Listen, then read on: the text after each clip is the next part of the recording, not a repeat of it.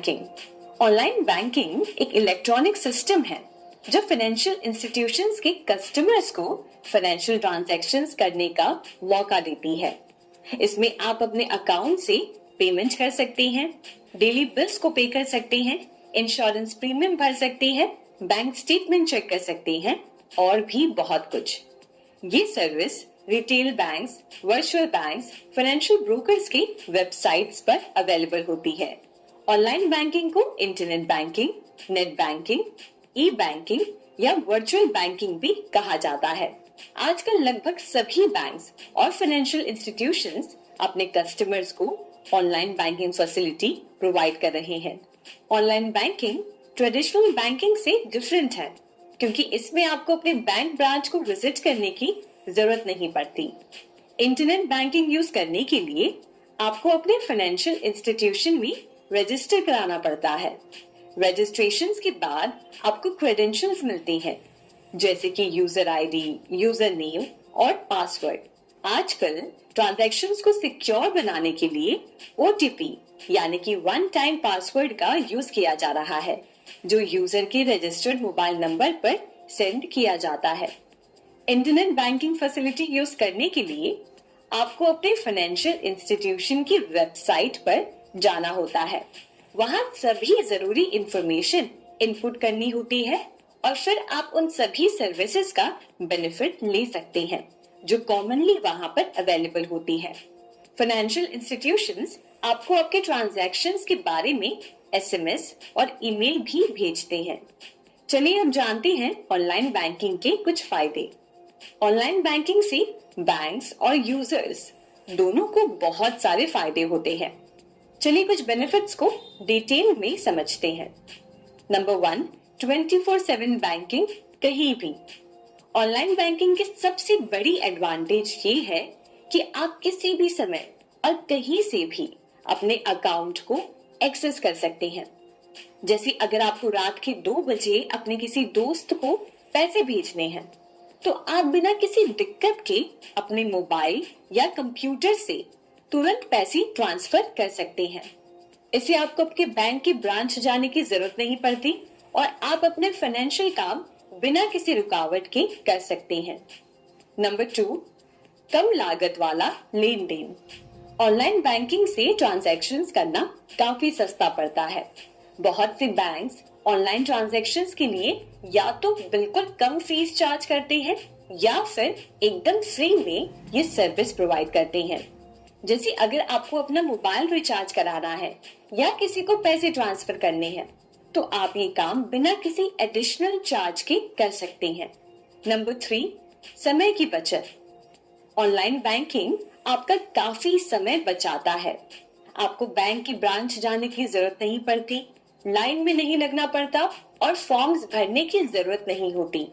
जैसे अगर आपको अपना बैंक स्टेटमेंट देखना है या अपना अकाउंट बैलेंस चेक करना है तो आप ये सब कुछ अपने मोबाइल या कंप्यूटर से तुरंत कर सकते हैं। ये काफी क्विक और कन्वीनियंट है। नंबर 4, सिक्योर, तेज और सही मनी ट्रांसफर। ऑनलाइन बैंकिंग से पैसे ट्रांसफर करना सिक्योर होता है। ट्रांजैक्शंस तुरंत कंप्लीट होते हैं और बिल्कुल सही होते हैं। जैसे अगर आपने अपने दोस्त को पैसे भेजे हैं तो आप सिर्फ उसका अकाउंट नंबर और अमाउंट डालकर आसानी से पैसे ट्रांसफर कर सकते हैं। ओटीपी और सिक्योर ऑथेंटिकेशन की वजह से आपका ट्रांजैक्शन बिल्कुल सेफ होता है। नंबर 5, घर से उपयोगिता बिलों का भुगतान। ऑनलाइन बैंकिंग से अब घर बैठे अपने electricity bill, water bill, internet bill, insurance premium और भी बहुत कुछ पे कर सकते हैं। जैसे अगर आपको अपने घर का इलेक्ट्रिसिटी बिल पे करना है तो आप अपने बैंक की ऐप या वेबसाइट पर जाकर सिर्फ कुछ क्लिक्स में ये काम आसानी से कर सकते हैं। आपको अपना बिल अमाउंट डालना होता है और ओटीपी डालने के बाद आपका बिल पे हो जाता है। इससे आपको बिजली बोर्ड के ऑफिस जाने की जरूरत नहीं पड़ती और आप आसानी से अपने बिल्स पे कर सकते हैं। जैसे मान लीजिए आपको अपने कॉलेज की फीस पे करनी है। पहले आपको बैंक या कॉलेज के ऑफिस जाकर फीस डिपॉजिट करनी पड़ती थी, पर अब आप अपने बैंक की ऐप से ये काम घर बैठे आसानी से कर सकते हैं। आपको सिर्फ अपने बैंक के ऐप में लॉगिन करना है, कॉलेज की अकाउंट डिटेल्स डालनी है, अमाउंट डालना है और पे बटन पे प्रेस करना है। ओटीपी एंटर करने के बाद आपकी फीस तुरंत पे हो जाती है। इससे आपका टाइम और एफर्ट दोनों बचता है और आप बिना किसी टेंशन के अपने फाइनेंशियल काम कंप्लीट कर सकते हैं। आजकल आप ट्रेडिशनल बैंकिंग की लगभग सभी सर्विसेज ऑनलाइन एक्सेस कर सकते हैं। चलिए कुछ खास फैसिलिटीज के बारे में बात करते हैं जो ऑनलाइन अवेलेबल है। नंबर 1, आधार ऑथेंटिकेशन के साथ बैंक अकाउंट खोलना। आप अपना बैंक अकाउंट घर बैठे खोल सकते हैं आधार ऑथेंटिकेशन के जरिए, जिससे आपको बैंक ब्रांच जाने की जरूरत नहीं पड़ती और आप ऑनलाइन ही अपने डॉक्यूमेंट्स को सबमिट करके बैंक अकाउंट खोल सकते हैं। नंबर 2, अपने खाते की राशि और बैलेंस चेक करना। आप अपने अकाउंट का बैलेंस और स्टेटमेंट कभी भी चेक कर सकते हैं। जैसे अगर आपको देखना है कि आपके अकाउंट में कितने पैसे हैं, तो आप अपने बैंक के ऐप या वेबसाइट पर लॉगिन करके तुरंत ये काम कर सकते हैं। नंबर 3, अपने खाते से किसी और के खाते में पैसे ट्रांसफर करना। आप अपने अकाउंट से किसी भी दूसरे अकाउंट में पैसे ट्रांसफर कर सकते हैं। जैसे अगर आपको अपने दोस्त को पैसे भेजने हैं, तो आप ऑनलाइन बैंकिंग का यूज करके तुरंत पैसे ट्रांसफर कर सकते हैं। नंबर 4, फिक्स्ड डिपॉजिट्स और अन्य इन्वेस्टमेंट्स को मैनेज करना। आप अपने फिक्स्ड डिपॉजिट्स और दूसरे इन्वेस्टमेंट्स को ऑनलाइन मैनेज कर सकते हैं। जैसे अगर आपको नया फिक्स्ड डिपॉजिट खोलना है या पुराने फिक्स्ड डिपॉजिट को रिन्यू कराना है, तो आप ये ऑनलाइन जाकर कर सकते हैं। Number 5, utility bills, telephone, mobile bills और क्रेडिट कार्ड बिल्स भरना। आप अपने घर के बिजली, पानी, टेलीफोन, मोबाइल और क्रेडिट कार्ड बिल्स भी ऑनलाइन पे कर सकते हैं। जैसे आप अपने बैंक के ऐप से अपने घर के बिजली का बिल पे कर सकते हैं बिना कहीं जाएं। नंबर 6, डिमांड ड्राफ्ट की रिक्वेस्ट, चेकबुक, चेक एनकैशमेंट रोकना, डेबिट या क्रेडिट कार्ड को ब्लॉक या अनब्लॉक करना।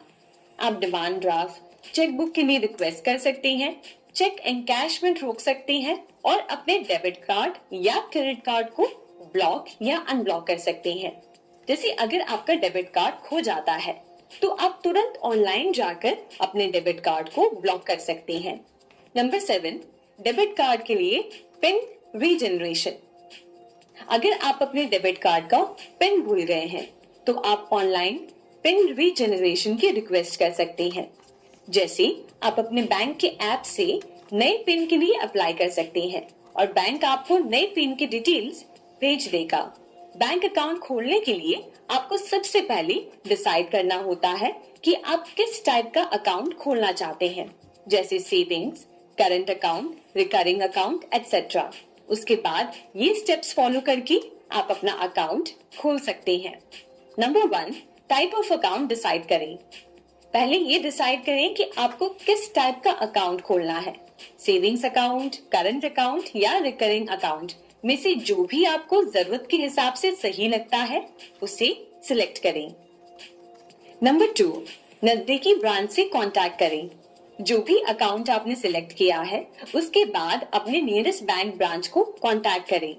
आप बैंक ब्रांच जाके या उनके कस्टमर सर्विस नंबर पे कॉल करके उन्हें कांटेक्ट कर सकते हैं। नंबर 3, परफॉर्मा फॉर्म फिल करना। बैंक के ऑफिशियल्स आपकी मदद करेंगे परफॉर्मा फॉर्म फिल करने में। ये फॉर्म बैंक अकाउंट खोलने के लिए जरूरी डिटेल्स को फिल करने के लिए होता है। आपको ये फॉर्म एक्यूरेटली फिल करना होता है ताकि कोई भी प्रॉब्लम ना हो। नंबर 4, जरूरी डॉक्यूमेंट्स सबमिट करना। फॉर्म फिल करने के बाद बैंक ऑफिशियल्स आपको डॉक्यूमेंट्स की लिस्ट देंगी जो अकाउंट खोलने के लिए रिक्वायर्ड है। इन डॉक्यूमेंट्स में आपका आईडी प्रूफ जैसे कि Aadhaar card, PAN card, address proof, passport size photos और कुछ और डॉक्यूमेंट्स इंक्लूड होते हैं। जनधन अकाउंट